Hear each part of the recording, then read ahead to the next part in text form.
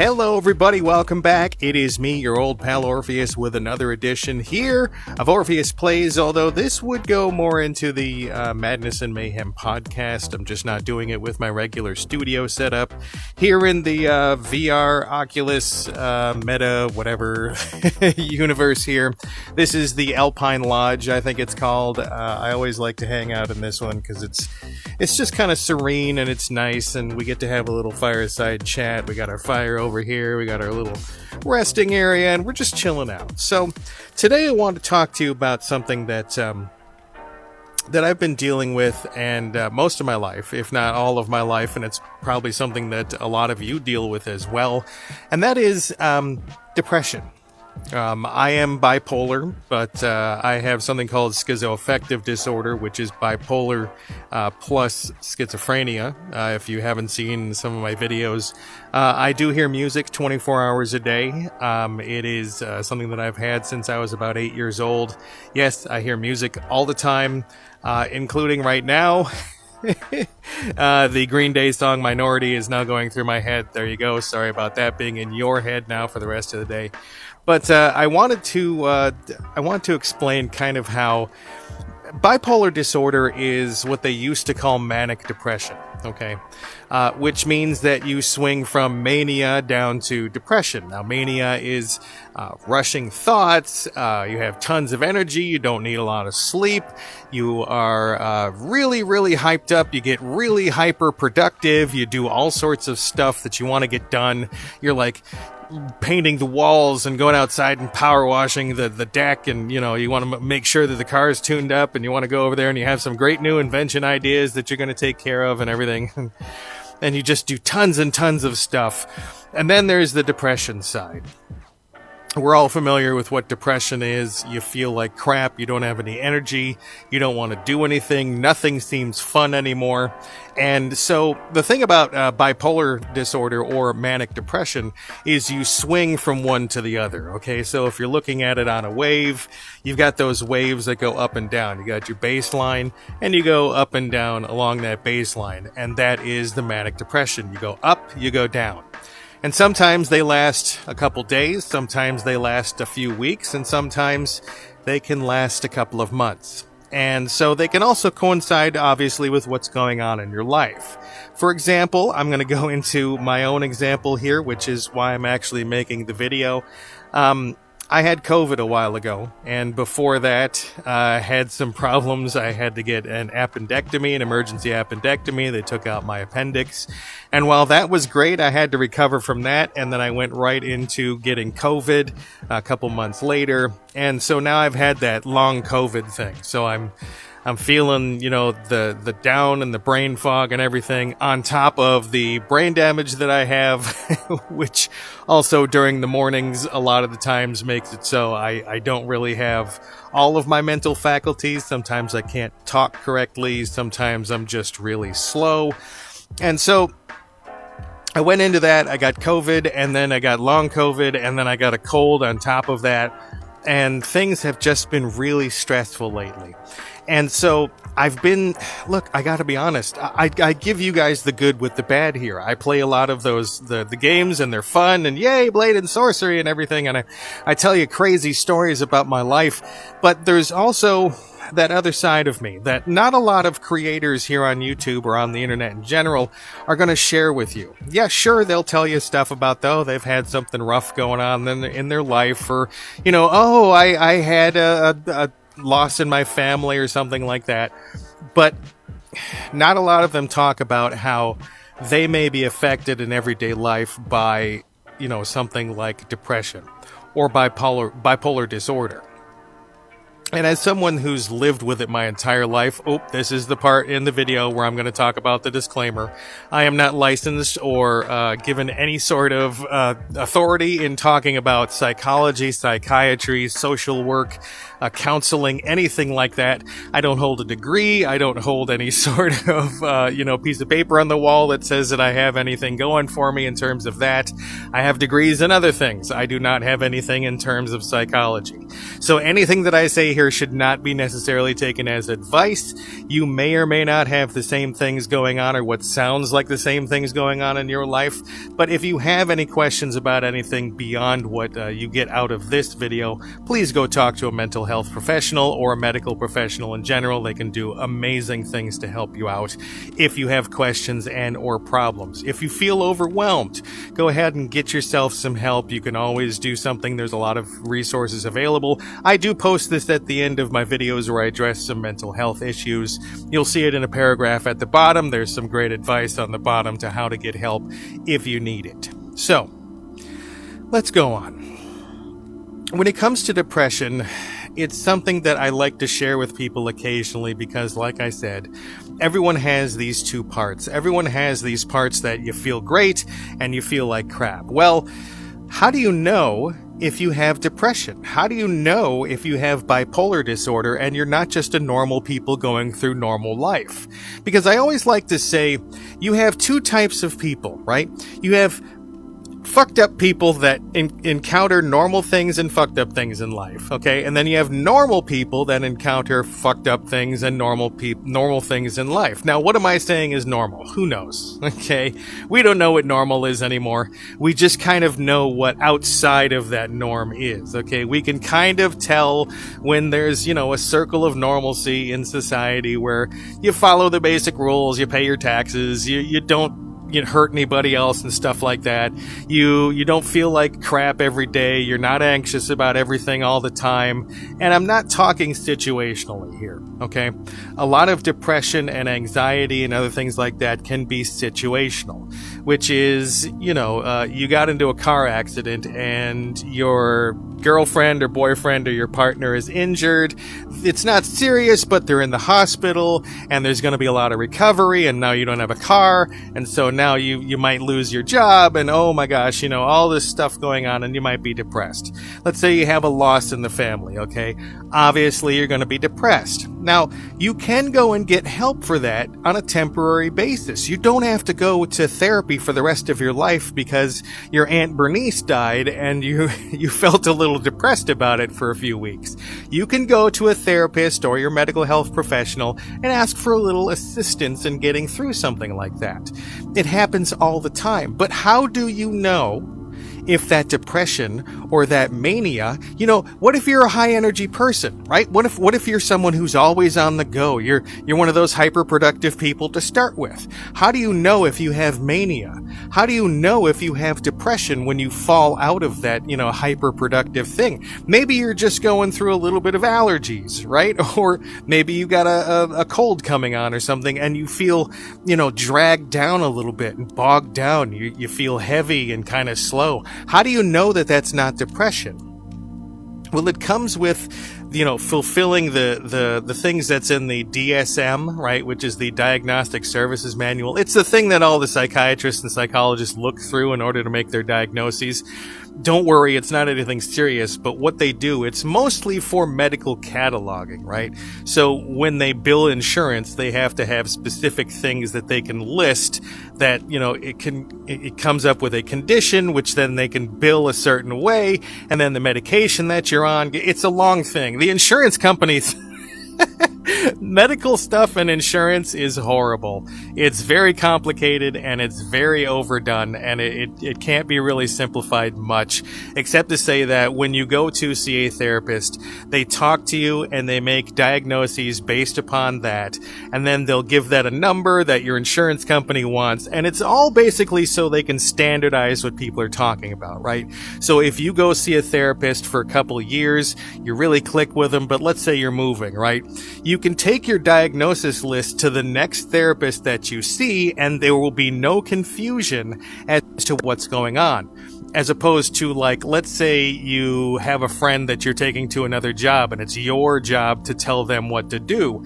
Well, you may not have all the standard stuff that you need to have to tell them, so they may or may not have complete understanding of what they need to do, right? Okay, so that's kind of like how the psychiatrists, psychologists do it. They have this list of things for each condition that they have to go through. And one thing that you'll see that goes on is it has to take place for a certain period of time or more, okay? And it has to fall within a certain time frame, okay? So manic depression or bipolar disorder has to reflect that up and down along the baseline, okay? It has to be a certain period of time. I think it's 2 weeks at least or something like that, and then back down and up, or something along those lines. It has to repeat in a pattern. Okay, so that's one of the first things that you might want to notice. Are you being depressed for a long period of time, and then all of a sudden you wake up one morning and you're like, yeah, life is awesome, woo, right? I'm going to go out and I'm going to do all this stuff, and it's not because you suddenly snapped out of your funk, right? It's got to be something like along the lines of you suddenly are like high energy and you're like, oh, everything's great. I'm gonna go and I'm gonna make all these new friends. I'm gonna go downtown and you notice the rapid speech that I'm saying. That's kind of almost literally what it's like. If you're around someone that has mania, it's like they're on cocaine the whole time. It's like they're just just going crazy, and they want to do all sorts of stuff, and they're outgoing, and they're extroverted, and they're amazing, wonderful, outgoing people, right? But it's temporary. It's something that's almost like an affliction. You're like that for a really short period of time, whether it's a few days, a few weeks, or a month or so. And then what makes it bipolar disorder, again, is that drastic swing all the way down. Boom! You hit rock bottom. Everything sucks. Nothing's fun. Screw all your friends. Screw all your family. Screw your job. It's gotta be something that impacts your life, okay? This is also like a sign of addiction. An addiction kind of is sort of the same as bipolar disorder. You get addicted to the rush that comes with being manic, and then you kind of sink down because you use all your endorphins and everything, and you just kind of... But the thing is... Oh, I lost where I was going with that. Oh yeah, addiction. Addiction and bipolar disorder are kind of similar because... If you're in an addiction situation and it impacts your life, it impacts your job, it impacts your family and relationships, you're starting to do things that are way out of the ordinary, you're traveling long distances in order to get things done, like if it's an addiction, and let's say it's marijuana, right? Addiction. Okay. Let's say it's marijuana and you are traveling 3 hours in order to go get a little bit of pot and bring it back and smoke it. And you're doing that on a regular basis because you don't know anyone near you. You're making these long trips where you're traveling back and forth. Let's say it's not legal where you are, right? So you go back and forth 6 hours at a time, and half of it is with an illicit substance, and you're risking yourself. And let's say those trips make it so you get tired, and so it impacts your job. And let's say you get caught smoking a couple of times by your partner, and that makes them really mad, and so that impact. You see what I'm saying? So there's an effect that takes place on your life that is tangible and negative. With depression or bipolar disorder, it's very much the same. There are impacts on your life that are negative. If you are all manic and you're going crazy and you're just up there and you're riding your high, a lot of your friends may think, what the hell's going on, right? It also makes you very impulsive when you're in your manic phase, okay? When you're up there and you're doing great, you're very impulsive. You make decisions that are stupid. You make those stupid decisions really quick, and you end up making bad choices which lead to things like, getting arrested for disorderly conduct or something like that. But when you're depressed, you tell all your friends, like I said, screw yourself. I'm staying in bed all day. I'm not doing anything with any of you right now. I'm just you call in sick for work day after day after day. You find out that you just don't care about anything, and it impacts your life. Okay? That is when you know that you need to find help. And this is something that I have come to as a realization several times over the years. And as you get older, it gets a lot easier to not only make that realization, have that self-actualization, right? You also are a lot more apt to going to get the help. Because when you're younger, you think you can take care of all this stuff yourself. Maybe it's a phase, right? Maybe I'm just going through a phase. Maybe I'm just being a little crazy. But as you get a little bit on down the line, you get not only tired of it, but you get tired of what it does to your life. You want to get help because you get tired of feeling like crap all the time. You get, and I'm gonna sound like old man Orpheus here, but when you get older, you get tired of all the bullshit, right? You want something that's more stable. And when you're always going up and down, up and down, up and down on bipolar disorder, or if you're always down on depression, or always manic and you're always making bad decisions and everything, you get really worn out and you want to just go to something that's normal, something that just feels normal, right? And again, we're going to go back to that. What is normal? Who knows? But I think it's, you don't feel out of sorts all the time. You're somewhere, you got your baseline and you want to be somewhere close to it. You may do a little bit of fluctuation. Every single person does, okay? And some people dip into depression and some people dip into mania. But having a day or two where you're hyper productive and amped up, or a day or two where you're depressed, that's normal. Everyone has that. Now, lately for me, we're going to get to the meat of it here. I like to share sometimes when I get depressed, and I like to share how it can be made worse by some of the conditions that I have. I occasionally share things on social media that kind of give a hint to what's going on in my life. I occasionally will share on some of these videos about things that I, like this, like depression or abuse that I've experienced over the years, or weird situations that have happened to me. But I don't really talk very much about the depression. Well, lately, I have been depressed. Man, like I said, I had the appendectomy, and then I went into COVID, and then I got a cold, and I'm still dealing with the long COVID thing, brain fog and everything. Guys, it has been so hard for me to record content lately. There are, because it's a physical workout. When I do Blade and Sorcery, I am up and I'm doing the punches and I'm swinging swords and stuff, and it's an amazing game, but it's also very physical. You have to be very up and very active and very willing to just, do crazy things and make crazy, tell crazy stories and everything. But you have to be able to do that mentally, right? There's a frame of mind that you want to get into that sometimes you just can't, right? And I've been putting out content regularly. There's no problem. I put it out about every 4 days or so. I've been putting in my podcasts occasionally in between and everything. But it does, lately, man, it's been tough. And part of it is the time of year. So part of it is seasonal for me. There's something called SAD, strangely enough. It's seasonal affective disorder. And so when you have other things like depression or bipolar or something, seasonal affective disorder can make it a lot worse, because when you get to a certain time of the year, for a lot of people it's winter time, right? Because you're indoors all the time, it's cold and miserable and just kind of gray outside all the time, or just a stark white everywhere you look. And you get this kind of feeling like you're a little bit of cabin fever, and you get really depressed. And a lot of it, scientists think, is has to do with sunlight. Okay, so if you're not getting hit by enough sunlight and going out and getting enough fresh air, you get this thing called seasonal affective disorder, and it's just kind of like you're bummed out because it's winter time. Okay, well, here where I am, there's not really a seasonal change very much, right?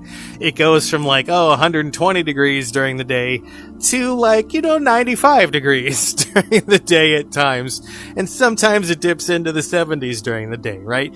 But it's all, where I am, it's brown all the time. It's just brown. Everywhere you look, it's just brown. And so for me, it's a certain time of the year that happens to coincide. It's the holiday season, right? And it starts off with my birthday. My birthday is in late September, and it goes through the entire holiday season. Now we're close to Thanksgiving, and we're getting there. And then it goes into, the holiday season, like Christmas and Hanukkah and all that stuff. The thing is, for me, I grew up in a situation where the holidays were this tense, weird, just abusive time where everyone was forced to be together, and we were all forced to look happy around our family and friends, going out to parties and to galas and to banquets and brunches and stuff like that. And we always faked it. And so this time of year is really one of those times where it gets hard for me to do anything productive. I started this channel a little over a year ago, last September of 2022, and it was very difficult for me to keep going in that first chunk during this time of the year because, man, I get so down. I get, zero energy. And like I said, it's so hard to record stuff when I've just been mired in this muck of depression. Now, how does autism make that worse? Well, there are certain routines that I keep as an autistic adult that kind of keep me level and kind of sane, keep me out of that having the autistic meltdown kind of thing that goes on. If you're an autistic person, you probably know what I'm talking about. You get overwhelmed to the point where you just can't. You just can't, right? You can't deal with anything anymore, and a lot of the times you'll retreat into some sort of activity. For me, I'll put on headphones and I'll blast music and I'll just sit there, or I'll watch something on YouTube, but I'll have on like the noise cancellation, and I've got these heavy headphones that have like, you turn on noise cancellation, it blocks out everything. Like, it blocks out every single thing outside those headphones. And I put those on. I have blue lenses that I put on. I've addressed this in another video. What is my autism like? I wear blue tinted glasses when I'm feeling stressed out. I'll try to adjust the lighting in the house and everything so it's a little dimmer and a little bit less, intense. I'll try to put on some, light some candles and some incense and stuff. The problem is when you're depressed to begin with and you have sort of these methods that you use to calm down, a lot of them remove the sensory input that can keep you out of a funk, right? So when I turn down the lights, when I light some incense and candles, I'm not necessarily looking to chill out, but I have to deal with that in order to keep my autism in check, right? So those daily kind of habits, those routines that I have to do, like wake up, have a cup of coffee, watch a little bit of YouTube, go and do a little bit of working out and record a couple of things for Blade and Sorcery, maybe go and do some streaming on Twitch over in my little office area, go and do some laundry and some dishes and get dinner ready and everything. And that routine keeps me from melting down, okay?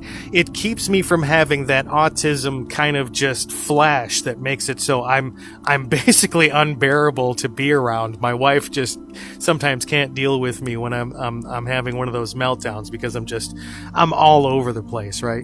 But when you're depressed to the point where you don't want to do anything, you almost have to deal with the autism. You have to deal with the meltdowns if they come. And you're kind of on this knife's edge, right? If you're right to the point where you're about to just lose your shit, right? And for us, there's a lot of traffic that goes by our house. I'm sitting on a couch in my living room. There is a main street right here that goes by our house. And there's a lot of people, it's on a hill, right? And so a lot of people, when they're going by, slow down a little bit because of the hill, and then they'll stomp on their gas. And they just go ripping up the street, and that sound just gets to me so quickly. And our neighbors do weird things and make all sorts of sounds, and the lights and everything, and like sometimes I see all the news going on and I can, right? That can mimic the manic depression thing. That can mimic the manic state. The problem is I'm still depressed. And so it's not really the manic state. I don't get pulled out of that depression. I just get annoyed. Right? And I've had so many autistic meltdowns in the last couple of weeks because of this depression. What's the point of the video? I want you to be able to understand that there are people out there who deal with this. And if you see people that sometimes are acting a little bit different than what you notice they've normally act like, and I guess that's what normal is, right? It's a certain level of stuff that you are just used to doing and that you kind of stick to, right? And you got your baseline, you got your thing, you do your little wave in and out of depression and being happy and being sad, right? That's how life goes. But when you stray outside of that, if you see one of your friends acting a little bit funny, if they're acting real hyped up and let's go do something, come on, or they're just, I'm going to stay at home, I'm fine, just, talk to them. See what's going on. And if it's you that's having that, don't worry, okay? You will come out of it. You will go back to being, the baseline. And if you're not someone who goes to that baseline again, talk to a professional. Go and make sure that you have the help that you need. Get some, talk to some people. Talk to anybody, whether it's a friend or a family member or a therapist or someone professional. I do suggest going to see a professional. Okay, there's a lot of really low cost or free options out there for finding some sort of professional help. I really do suggest that in every single situation. So I guess I just wanted to share a little bit of what it's like. Sometimes your old pal Orpheus here gets depressed. I've been down. Why? I'm not really sure. That's how it works sometimes. I just get bummed out the moment that I wake up, and I'm bummed out most of the day. Luckily, I have my wife. I have Mrs. Orpheus, and I've got some things. I've got you. I can talk to you about some of these things, and that's why today, instead of doing a hyped up Blade and Sorcery gameplay or something, I just wanted to talk to you today. Let you know that I'm a person that goes through all sorts of things like depression, and I wanted to let you know that you are not alone when it comes to that stuff. If it's something that you deal with on a regular basis, don't worry. I'm here for you, other people are here for you, and we'll always be able to help. Someone will always be able to help you. Anyway, that's my video for today. I hope you enjoyed it here on another episode of, I guess, the Madness and Mayhem podcast, but with a little bit more visual stuff to look at. I've been Orpheus, your host, and you know what? Be good, do good, and treat yourself well, because you absolutely deserve it. See you on the next one. Bye!